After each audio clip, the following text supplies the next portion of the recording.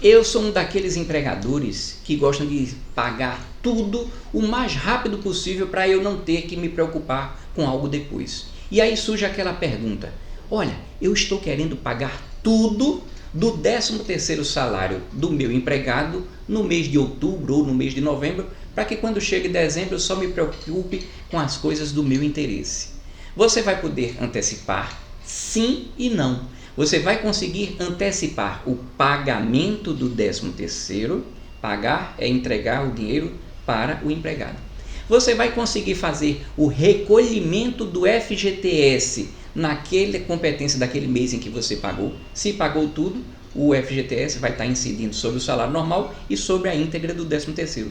Mas o INSS do 13º, especialmente para o empregador doméstico, você não consegue adiantar, porque a folha do 13º salário só fica disponível quando está disponível a folha do 13º.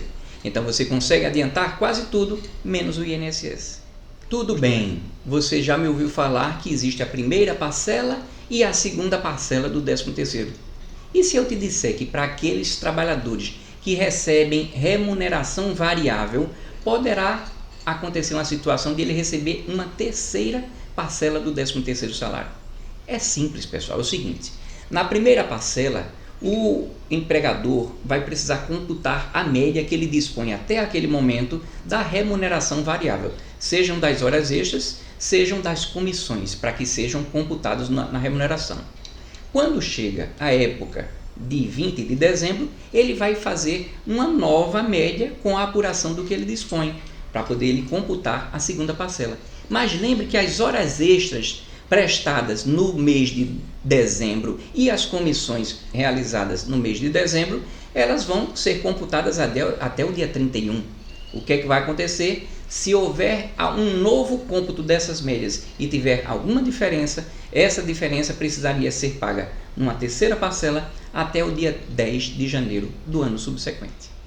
Existem alguns descontos tributários e alguns outros descontos legais em relação ao 13º salário. Eles acontecem na primeira ou na segunda parcela? Na primeira parcela ela não acontece, porque o cômputo do valor presumidamente integral do 13º salário, na maioria das vezes, vai se dar na folha específica do 13º salário no mês de dezembro. Isso significa dizer que, para efeito de INSS, você vai ter o cômputo daquele desconto da parte do INSS que cabe ao segurado. Se você tinha feito uma antecipação, que normalmente você já vai colocar a antecipação, porque você já pagou a primeira parcela até o mês de novembro, você vai colocar que o valor total é 1, menos a diferença e menos aquele desconto, você vai ter o líquido a pagar. No cômputo do 13º salário, o que é que vai entrar? Vai entrar essa média de horas extras, quando elas são habituais, e também as comissões. Mas vem cá, o que é que são horas extras habituais? Eu sou auditor fiscal do trabalho e eu ainda não encontrei um balizamento que me desse uma posição clara a respeito de até onde se considera isso uma hora extra habitual. Já que eu tenho esse tipo de vácuo, eu recomendo que, mesmo que seja um pouquinho de nada, você pega aquilo e vai diluindo ao longo da média dos meses, para você não ter nenhuma surpresinha, porque a gente tem esse tipo de demanda a resolver na parte legislativa. Então faz essa média, computa e joga lá no 13º. Cuidado para você não jogar só o salário contratual, porque isso poderá virar uma bola de neve a ser demandada em juízo em um outro momento.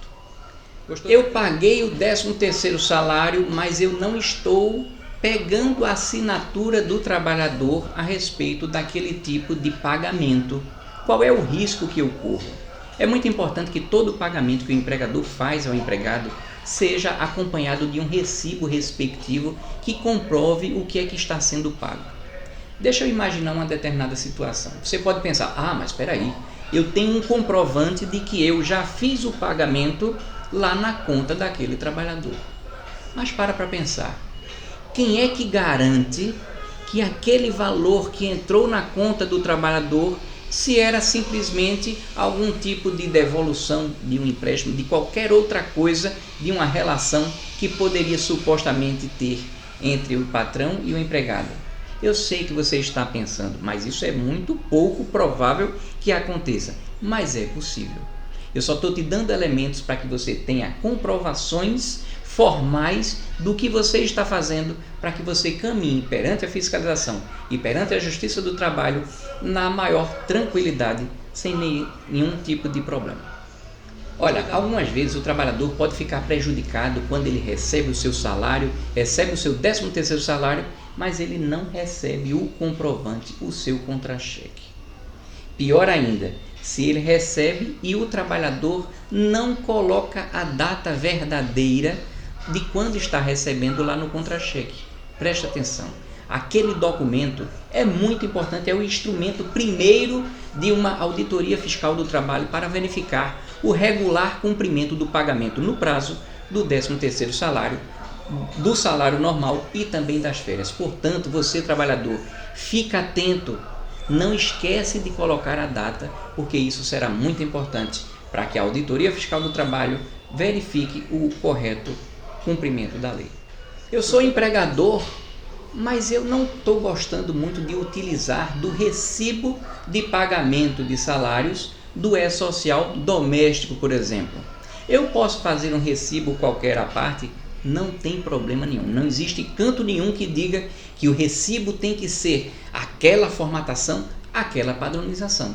Mas você precisa estar atento, porque esse recibo ele não poderia ser algo como se dissesse complessivo. Complessivo é quando você coloca tudo que o trabalhador está recebendo de uma forma sintética, sem discriminar o que é que ele está recebendo, que é salário, horas extras, repouso semanal, remunerado sobre horas extras e por aí vai. É importante que você tenha a comprovação perante o empregado e perante a fiscalização do que é que está sendo pago e o que está sendo descontado e recolhido relativo àquele contrato de trabalho. O trabalhador não teve o seu salário pago, não teve suas férias pagas ou concedidas no prazo. O trabalhador não teve o 13º pago também no prazo. O que é que ele deve fazer? Deve procurar aquele órgão incumbido de fazer a fiscalização, que é o Ministério do Trabalho. Não confunda com o Ministério Público do Trabalho. É o Ministério do Trabalho que vai ter o corpo de auditores fiscais do trabalho que poderão atuar para a verificação daquela regularidade ou não do pagamento. Só que não adianta você colocar nas costas do Ministério do Trabalho algumas obrigações que são delas, mas se você não der o instrumento correto de se caracterizar a situação. Sabe como?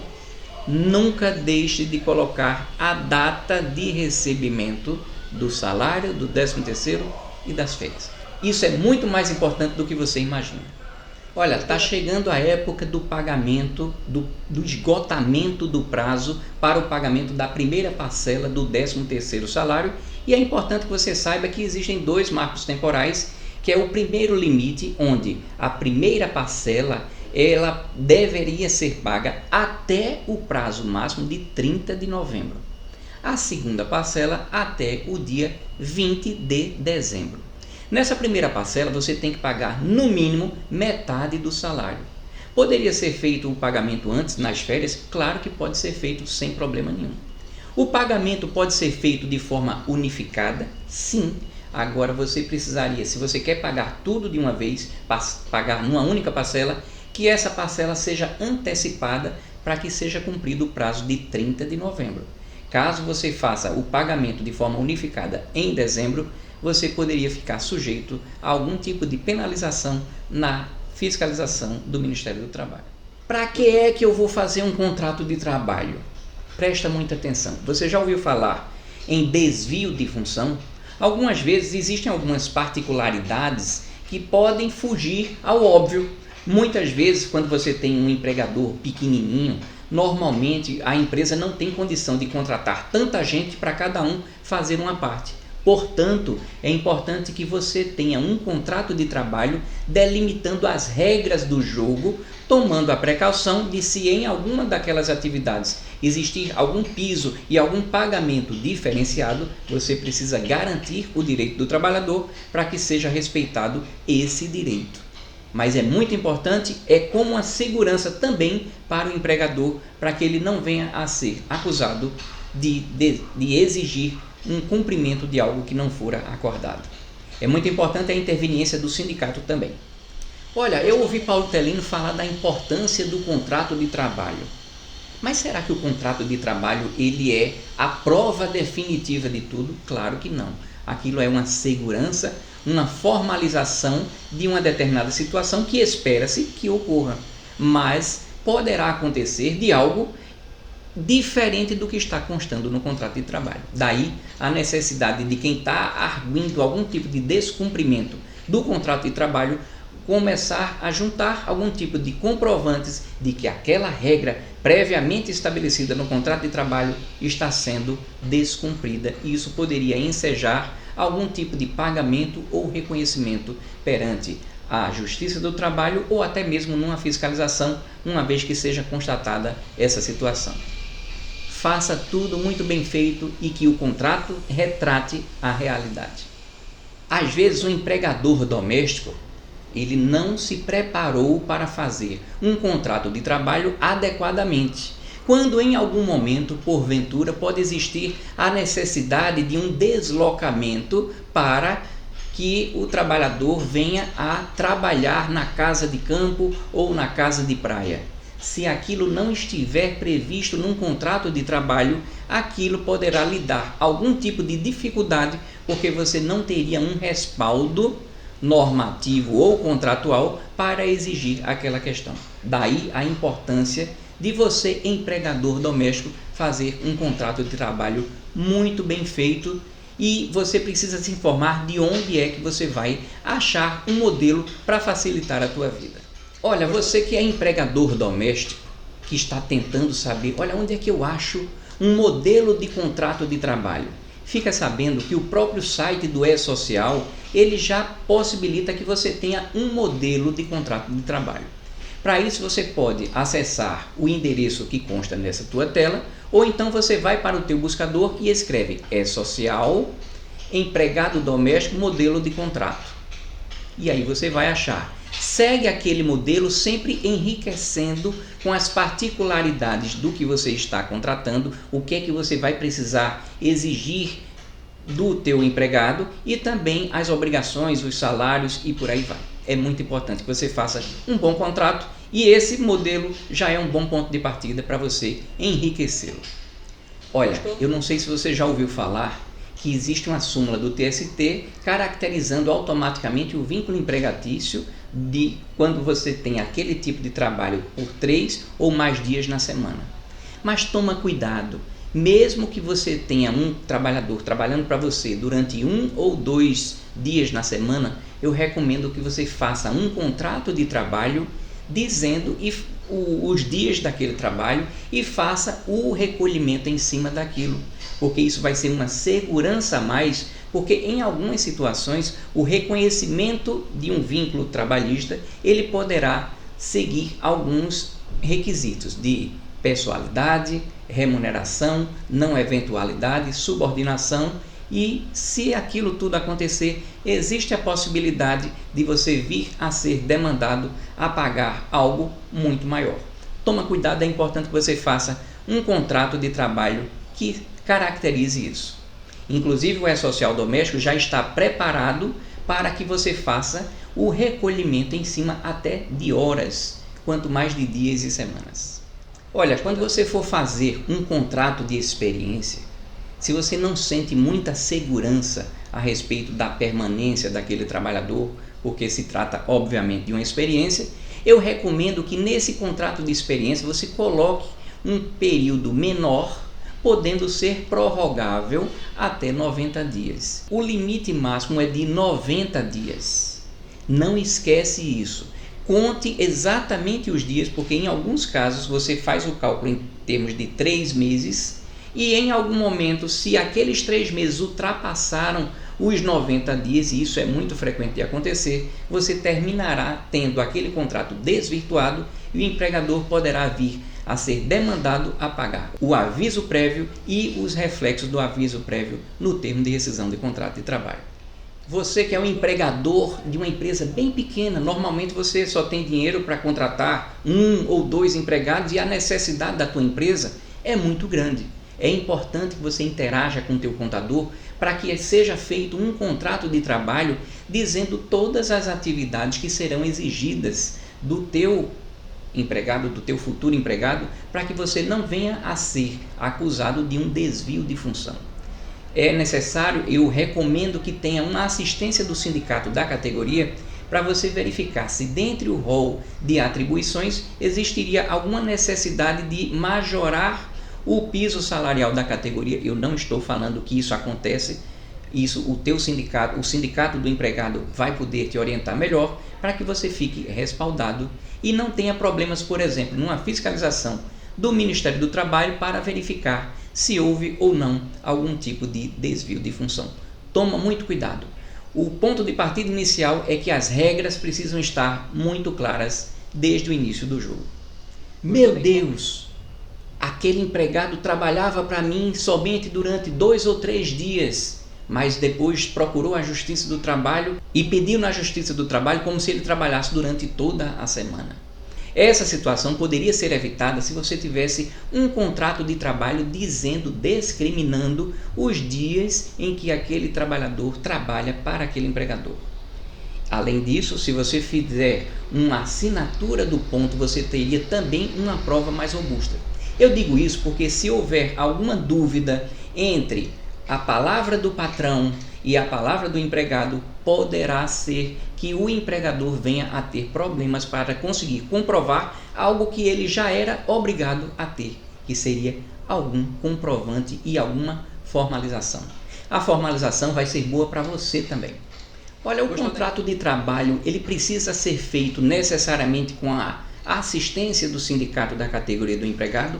Não, formalmente ele não precisa ser feito, mas ele vai ser um ponto de partida muito importante para que você não venha a ser demandado de algumas coisas. Deixa eu te explicar uma coisa. Existe a lei que vai dar um direito geral para o trabalhador, mas existem as convenções coletivas que elas conferem algum tipo de tratamento diferenciado a uma determinada categoria de trabalhador. E se você fizer algum tipo de contratação fora do padrão, é muito importante que o sindicato tenha a anuência e a concordância, um certo alinhamento para que você consiga caminhar em paz, porque nem todos os direitos do trabalhador estão exclusivamente na lei. Daí a importância, embora não seja necessário. Vamos para uma questão acessória. Um contrato de trabalho, ele precisa ter reconhecimento de firma daquelas pessoas que assinaram. Olha, eu já te digo que não é necessário, mas tem uma coisa que seria muito desejável você tomar uma precaução, é que você tivesse assinatura de pelo menos uma testemunha que não seja interessado nem da família, por exemplo, do empregador e nem do empregado, para servir como alguém que testemunhou de que aquela contratação ela não sofreu nenhum tipo de vício de consentimento, algum tipo de pressão fora do normal. Essa é só uma segurança para que você consiga seguir com a tranquilidade no ato da contratação. Olha, a importância do contrato de trabalho, entre outras coisas, é importante você saber o seguinte: vem cá, como é que você espera em algum momento fazer o encerramento de um contrato de trabalho por término de contrato se o contrato de trabalho não existir? Sabe o que é que significa? Aquele formulário tão pequeno, na maioria das vezes, vai significar que você, se tiver respaldo de que existe um contrato de experiência, ao término daquele período de experiência, você possa encerrar sem a necessidade de promover o pagamento do aviso prévio e todos os reflexos. Esse é só mais um detalhe da importância de você promover a assinatura e a confecção de um bom contrato de trabalho. Olha, você já fez a contratação de um empregado e não fez nenhum tipo de contrato de trabalho? Toma muito cuidado. É muito importante que você faça um contrato de trabalho, porque é no contrato de trabalho onde vão constar todas as particularidades daquela contratação. Vai constar o salário, vai constar a jornada, vai constar os tipos de atividade a serem desempenhadas e vai constar também alguma situação particular, como um contrato de experiência, por exemplo. Portanto, não esquece de fazer um bom contrato de trabalho. Isso vai significar uma facilidade para você conseguir comprovar algumas coisas e para você conseguir exigir algumas coisas no contrato de trabalho. Gostou da informação? Me segue, vai ter muito mais para você.